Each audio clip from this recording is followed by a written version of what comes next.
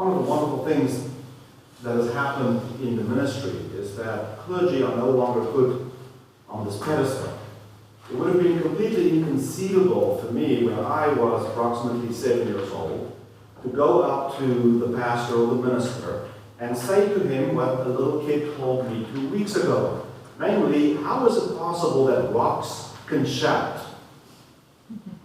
Obviously, a sermon series entitled Finding Our Extraordinary God in the Ordinary Stones That Shout is a metaphor that comes from the time when Jesus entered Jerusalem. And as he was entering through the gates, the people were chanting, "Blessed is the King who comes in the name of the Lord, peace in heaven and glory in the highest heaven." But those that were opponents of Jesus, objecting to all of this fuss, asked Jesus to calm down his crowd, to calm down his followers, and not chant.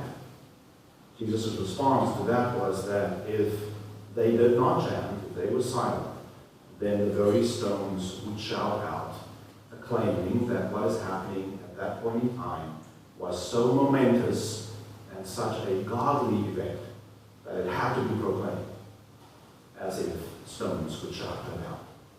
Finding our extraordinary God in the ordinary is a pursuit to try to show that God is not only revealed to us on the pages of the Bible, much as many would object that it is very difficult to even find God on the pages of God's holy book that we know as the Bible.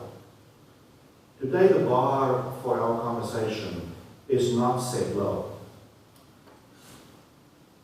Today, what sets the bar for our conversation is to focus on our awareness of the majesty of God. Try to imagine in our day and age, how is it that there is something out there that could proclaim, like a stone that is shouting, God's divine majesty?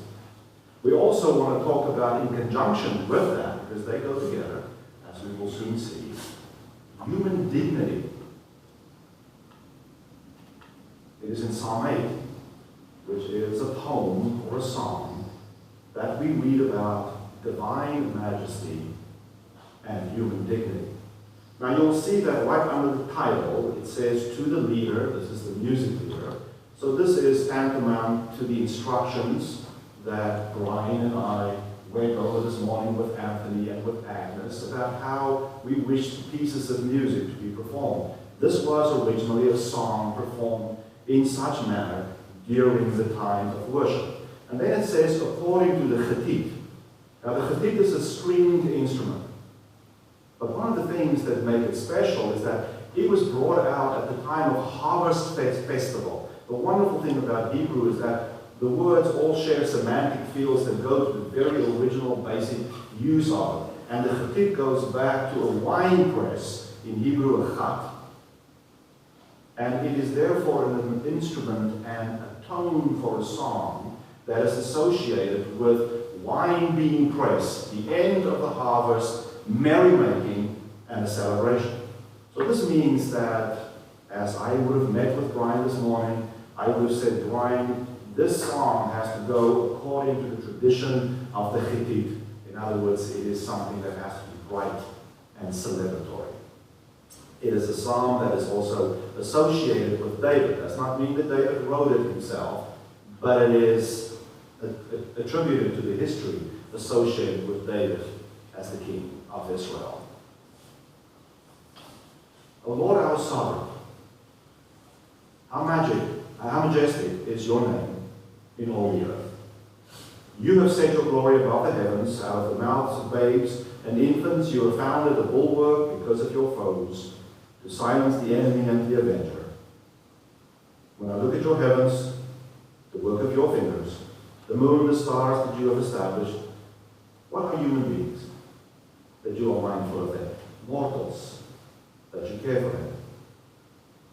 Yet you have made them a little lower than God, crowned them with glory and honor.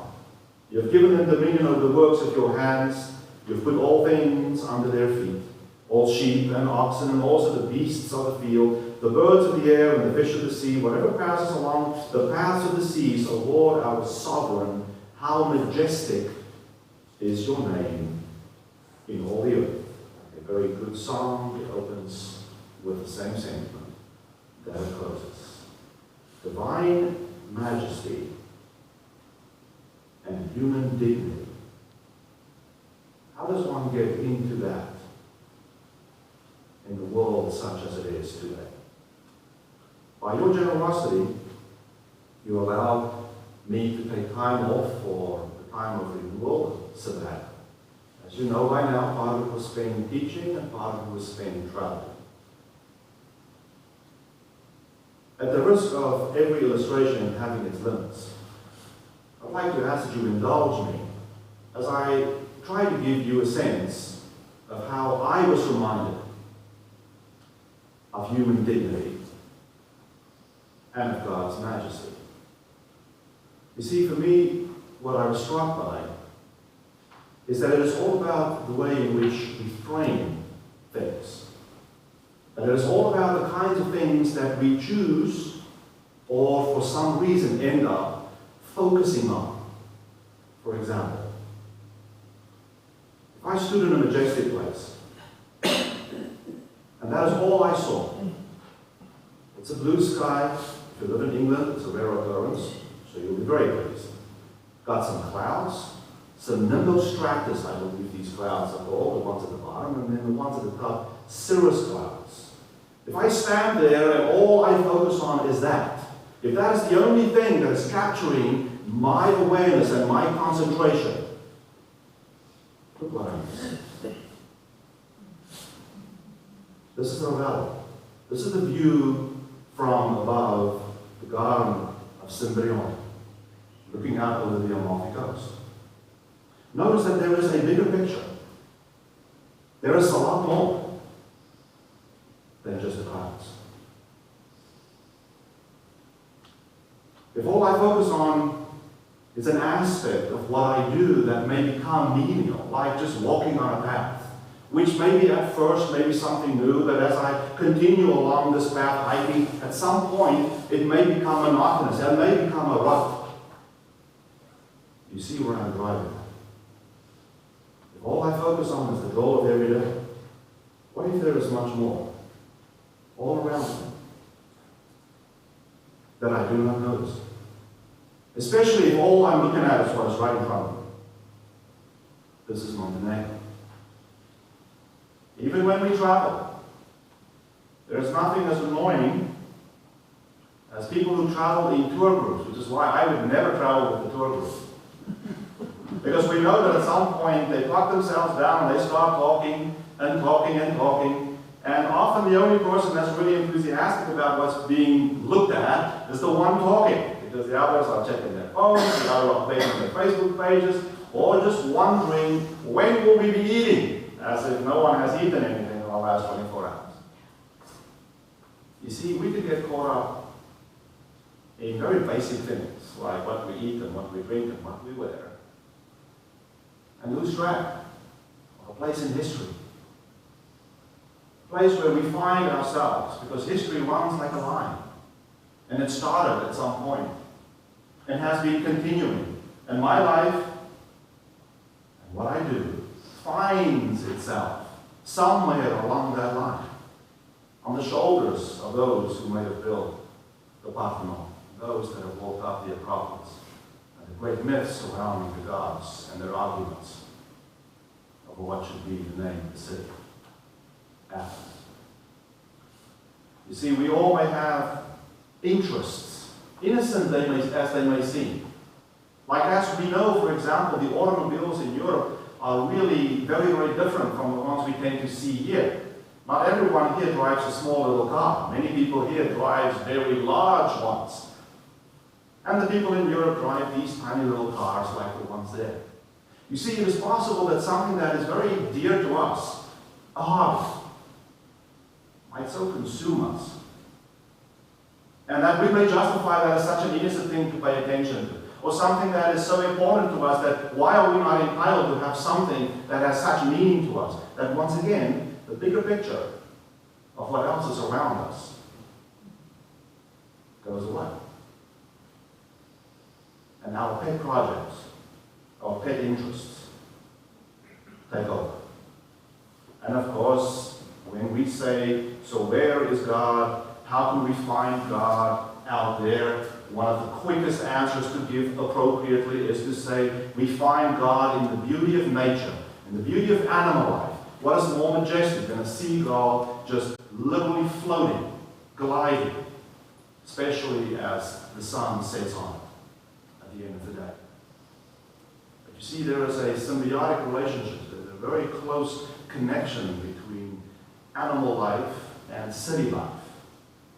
And the picture beyond the seagull is that of an ancient city, the manners in which it is trying to survive. Let me propose to you that the key to us being aware of God's majesty and the key to our awareness of our own dignity, of our own identity, depends by large measure on the framing that we do in our daily lives. You see, if I get hung up, if I get stuck on something that is missing in my life, that is wrong in my life, if I obsess over what I do not have in life, such as maybe my feeble attempts at illustration try to show, there is so much more going on around me that I miss completely. Such are the techniques that we employ. Such are the things that we do. You know, it was back in 1954 that President Eisenhower was credited for referencing the domino effect, where something starts here and then sets off a chain reaction, so that in the end, something that is far removed from it is impacted by an event that occurred way back in the beginning. Let me propose to you that Psalm 8 does exactly that. Let me propose to you that what happens in Psalm 8, it is like a sense of cognitive therapy. Psalm 8 is proposing that, yes, if you wish to answer this notion of what is divine majesty and what is my purpose and how do I conduct myself every day with dignity, just exactly how am I empowered to deal with all the things that I have to deal with. Psalm 8 says, yes, here is how that is possible. Notice there is one word that is put there in yellow. 3 words. And I put there in yellow.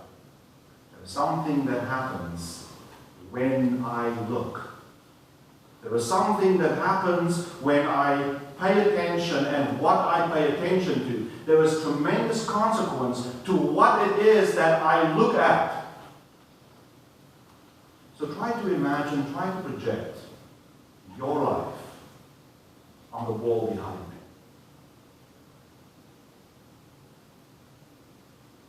And then ask yourself, so which little section of it, which little frame of it today are you probably most focused on?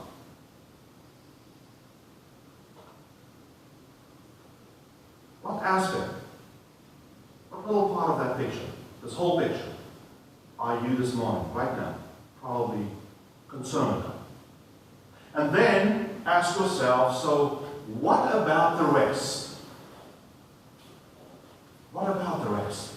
You see, what Psalm 8 is saying is that when I pay attention, when I look at all of the things, the entire picture of what I am and what I have, the dominion that I have over all of God's creation, when I looked at all of the aspects of my life and of creation, it is when I look that I realize, what am I that God is mindful of me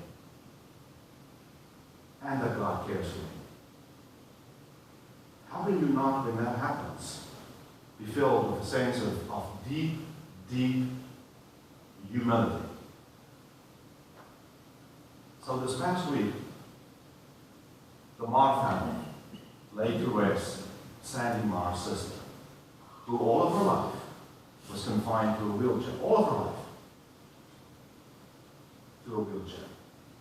needed to rely on a team of people to care for her in every aspect and every way. She was incapable of doing anything. At the event in the city on Wednesday night, Thursday morning, at 11 o'clock in Hawthorne, New York, at 3 o'clock right here in this place, there were people talking, some in Spanish, some in English, about how remarkable it was that this person was not framed by her severe physical handicaps and problems, but that instead she lived beyond it. She lived over it. She lived through it. She was not held back by it at all. And through those 4 events that took place, almost everyone talked first about the manner in which she served them, the manner in which she changed them, what she did for them. This was a person that had every reason to crawl in a hole, blame God, blame the world, and simply give up. Every reason. And you know what? Nobody would have faulted her. Nobody would have faulted her. Now think back about your picture. Black out everything except that part of your picture that maybe today you may be focusing on. That may at this point in time occupy all of your attention. And then take away the block or the filter. And then look at everything. You see, now not only do we put in perspective this thing that we may be concerned about, worried about, lying awake about, not just in contrast to a person that to us may seem to have had much bigger problems, but in direct relation to every other aspect of our lives. To every aspect of our life that together make up the picture. That is my picture. You see, it is a domino effect that unfortunately works in the negative way, because if and when I look at only my problem, I may feel overwhelmed, completely outgunned. I may feel abandoned by God. I may feel completely alone. Or when I look, open up the view and consider everything, then it is possible for me to watch the proverbial dominoes fall and then agree. But God is great. God is great. That God does care for me, as He does for everyone else. And why would God care for me more so than anyone else? We cannot understand. God cares. Ask yourself this morning, take with you into this week an awareness and a sensitivity to the things that frame us, that frame our experience of life, that frame our happiness in life, that frame our sense of how good our lives are, that frame our understanding of God. We cannot only feel that God is good when our kids get the perfect GPAs, when good things happen to us, because good things are not the only things that happen to us. Sometimes nothing happens. Sometimes boring things continue to happen. Sometimes bad things happen. And you know, sometimes it feels like only bad things keep coming and keep happening.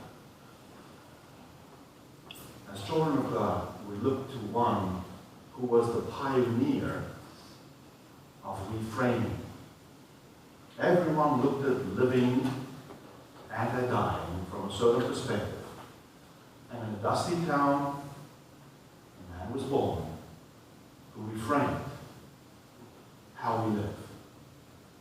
Not with power, not with might, but with love.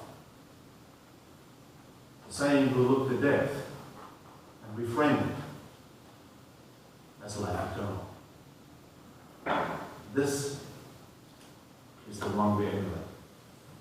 This is the one whom, together with His Father, blesses us for a life of things that make our picture wonderful.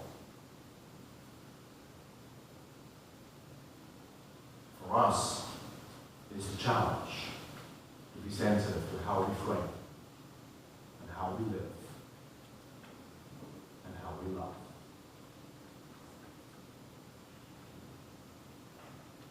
There is a way in which you will find God and the majesty of God. It is possible for you to have an awareness of your dignity before God by simply looking at your whole picture.